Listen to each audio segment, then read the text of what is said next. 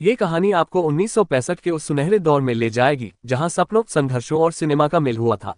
इस कहानी में आप पाएंगे देव आनंद का जुनून, विजय आनंद की दृष्टि, वहीदा रहमान की भावना, S.D. बर्मन का संगीत और उस फिल्म का हर वो हिस्सा जिसने गाइड को एक कल्ट क्लासिक बना दिया। वो रात कभी नहीं भूली जाती जब देव आनंद अपने बांद्रा वाले बंगले की बालकनी में बैठे, हाथ में एक किताब थी, the guide bye R.K. Narayan. बरसात की बूंदें खिड़की से टकरा रही थीं और देव साहब हर शब्द को जैसे निगलते जा रहे थे।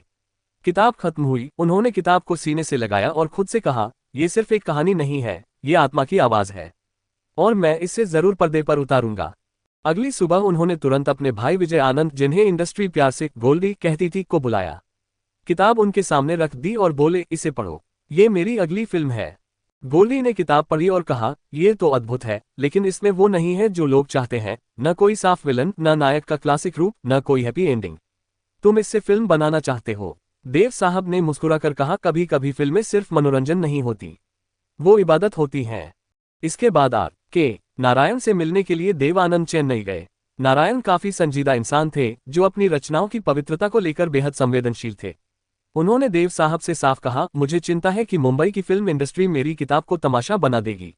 देव ने जवाब दिया, मैं आपकी किताब को फिल्म नहीं बना रहा, मैं उसकी आत्मा को पर्दे पर जीवित कर रहा हूं। नारायण ने थोड़ी झिझक के बाद इजाजत दी, लेकिन उनके मन में संदेह था। रोजी के किरदार को लेकर इंडस्ट्री में खलबली मच गई। ये पहली बार था जब एक नारी को विवाहेतर संबंध में दिखाया जा रहा था, और वो भी नायक की नजर से नहीं, उसकी अपनी आत्मा से। देव आनंद चाहते थे कि रोजी का किरदार कोई गहराई से निभाए। उन्होंने वहीदा रहमान को चुना, लेकिन जब वहीदा ने स्क्रिप्ट पढ़ी, वो परेशान हो गईं। उन्होंने कहा, ये एक शादीशुदा औरत का अफेयर है, लोग क्या सोचेंगे। देव साहब खुद उनसे मिलने पहुंचे। उन्होंने पूरी कहानी समझाई और कहा, रोजी हर उस औरत की प्रतीक है जो आज़ादी चाहती है, जो अपने सपनों के लिए लड़ना चाहती है। वहीदा जी की आंखें नम हो गईं और उन्होंने कहा, मैं करूंगी ये किरदार पूरे दिल से। विजय आनंद ने जब स्क्रिप्ट लिखना शुरू किया तो वो हर लाइन को आत्मा से जोड़ने की कोशिश कर रहे थे। गोल्डी ने एक इंटरव्यू में कहा था, देव दादा की किताब थी, पर मैंने उसकी भाषा बदली। उन्होंने फिल्म को लिनियर नहीं रखा, बल्कि फ्लैशबैक्स और पोएटिक विजुअल्स के जरिए कहानी कही।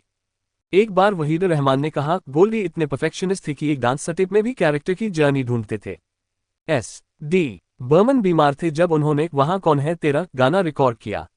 वो ऑक्सीजन मास्क के साथ स्टूडियो में आए और बोले, अगर ये मेरा आखिरी गाना है तो इसे पूरी आत्मा से गाऊंगा। कौन है तेरा मुसाफिर, जाएगा कहाँ, दम ले ले घड़ी भर। उन्होंने गाना गाया और शैलेंद्र ने वो शब्द लिखे जो आत्मा में उतर जाते हैं, तेरा अपना कोई नहीं, सब कुछ तेरा।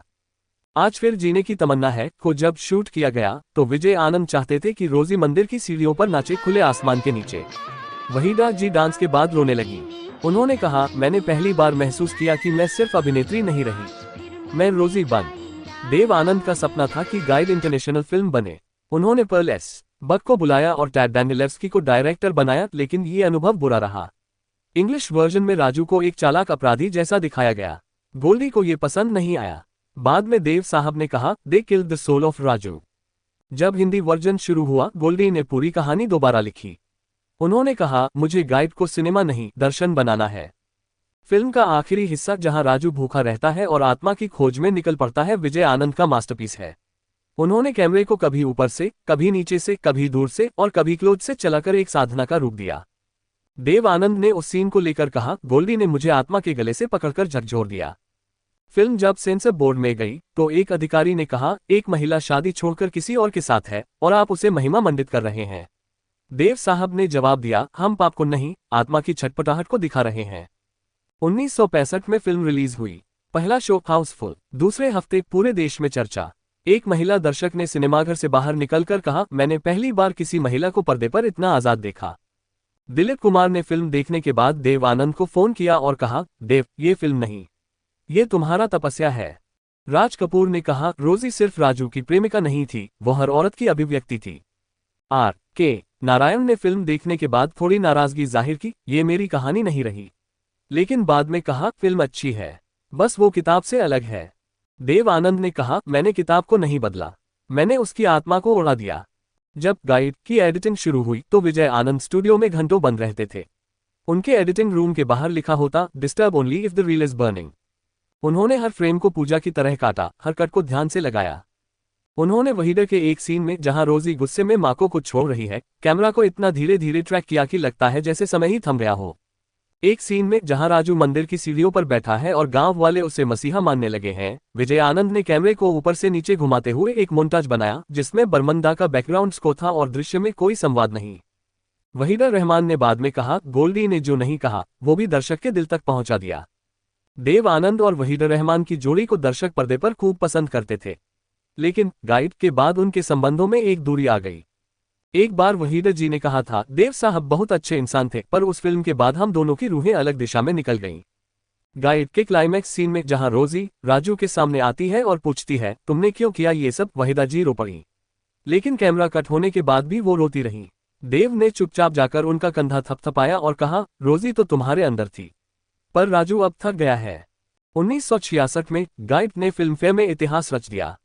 सर्वश्रेष्ठ फिल्म, सर्वश्रेष्ठ निर्देशक विजय आनंद, सर्वश्रेष्ठ अभिनेता देव आनंद, सर्वश्रेष्ठ अभिनेत्री वहीदा रहमान, सर्वश्रेष्ठ गीत तेरे मेरे सपने, सर्वश्रेष्ठ संवाद अख्तर रोमानी, सर्वश्रेष्ठ सिनेमेटोग्राफी फली मिस्त्री। फिल्मफेयर की रात को दिलीप कुमार ने मंच से कहा, आज मैं जीतने नहीं आया, सिनेमा को सलाम करने आया हूं। वहीदा रहमान के लिए ये सबसे बड़ी जीत थी, क्योंकि गाइड ने उनके करियर को वो उड़ान दी जो शायद किसी और फिल्म ने नहीं दी थी। गाइड को भारत की ओर से 1966 में ऑस्कर के लिए भेजा गया, लेकिन उसे नामांकन नहीं मिल पाया। देव आनंद ने एक इंटरव्यू में कहा, हॉलीवुड को शायद एक साधु के रास्ते की कहानी समझ नहीं आई, पर मेरी आत्मा जानती है कि हमने क्या किया।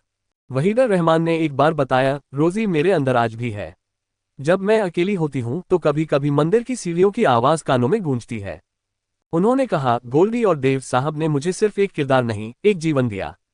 कई सालों बाद जब के नारायण से पूछा गया कि क्या वो अब फिल्म से खुश है, उन्होंने मुस्कुराकर कहा, देव ने मेरी कहानी को तोड़ा, गोल्डी ने उसे फिर से जोड़ा, पर रोजी ने उसे अमर कर दिया।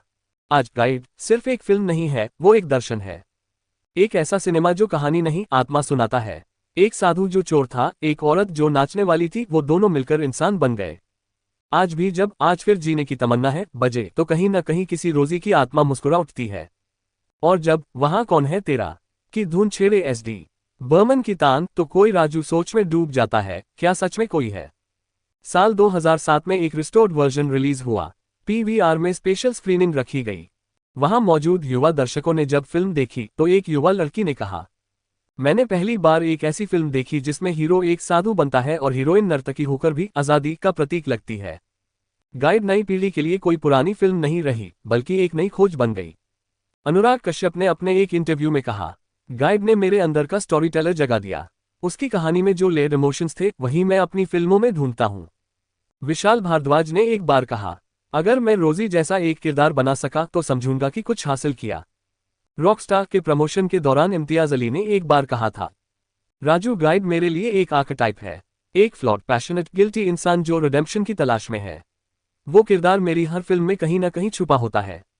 उन्होंने ये भी स्वीकार किया कि जॉर्डन का सफर रॉकस्टार कुछ हद तक राजू की आत्मा से प्रेरित था। साल 2015 में फिल्म के 50 साल पूरे हुए। एक डॉक्यूमेंट्री के लिए जब वहीदा रहमान को वही लोकेशन चित्रफोर्ट और उदयपुर के मंदिर में ले जाया गया तो वो कुछ पल के लिए चुप हो गईं। उन्होंने मंदिर की सीढ़ियों पर बैठकर कहा, यहां रोजी नहीं वहीदा रोई थी, लेकिन तब कैमरा चल रहा था, आज सिर्फ दिल।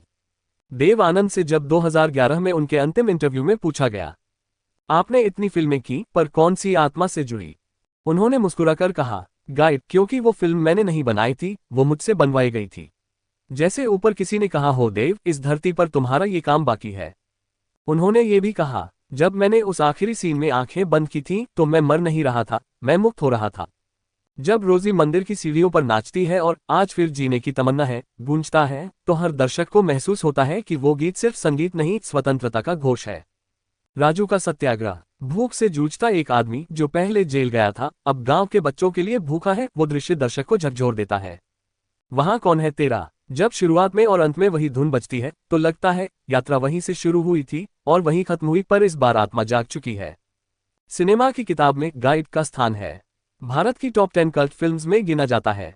National film archive of India में संरक्षित, BFI ब्रिटिश फिल्म इंस्टीट्यूट द्वारा रिकमेंडेड क्लासिक्स में शामिल, FTII और SRFTI के सिलेबस में केस स्टडी। आज जब रिश्ते उलझते हैं, जब इंसान आइडेंटिटी क्राइसिस से जूझता है, जब सवाल उठते हैं मैं कौन हूं, तब गाइड एक जवाब देता है, तू ही है राह, तू ही है सफर, और तू ही है। गाइड सिर्फ एक फिल्म नहीं रही, वो एक आईना रही समाज के लिए, नारी स्वतंत्रता के लिए, प्रेम के लिए, आत्मा की खोज के लिए। और जब भी सिनेमा को लेकर कोई बहस होगी कि कला और व्यवसाय क्या एक हो सकते हैं,